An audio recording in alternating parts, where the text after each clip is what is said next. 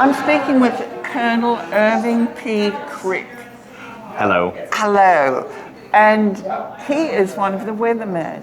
And there's such dissension between both of you. My word. Yes. Hammer and tongs. It really is polar opposites of the spectrum with how we're approaching the weather in the show. We're I'm very analog focused, very much based in the past, whereas Dr. Stagg is much more focused on the current conditions and kind of this newer science looking at the third dimension of weather, whereas I'm very much, this is what was on the paper, this is how it was done in the past, this is how it'll be in the future, not a problem. So it really is, polar opposites of... Did you know anything about weather before you... No, I can't even, as we can tell that from outside right now, I can't even predict the weather or read the weather as it currently is. So it's been interesting to learn about just weather systems and where pressure gradients come from and how barometric pressure plays into all of it. So, you're learning something as you do a show as well. Also, to memorize all the numbers and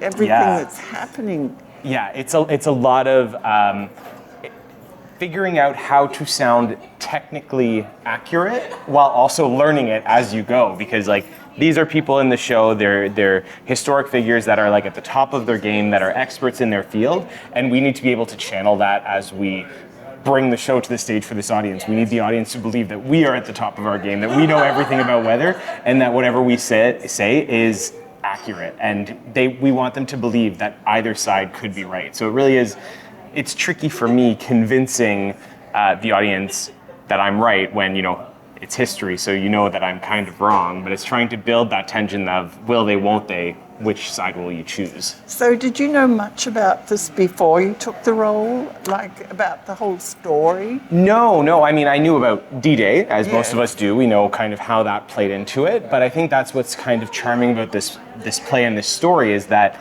it seems so inconsequential, but it's actually a decision that had the most consequences, very pivotal to how D-Day as we know it actually played out. So it's really, it's been a pleasure to learn about it, to learn the story, to learn the historic figures, and just, really dive into it that way.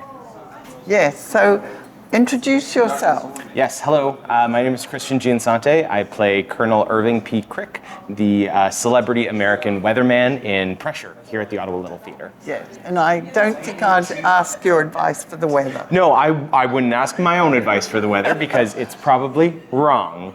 But you don't know that until you see the show. So, spoilers. Yeah, so thank you very much, Chris. Yes, thank you very much for coming and for speaking with us. Thank you. Thank you.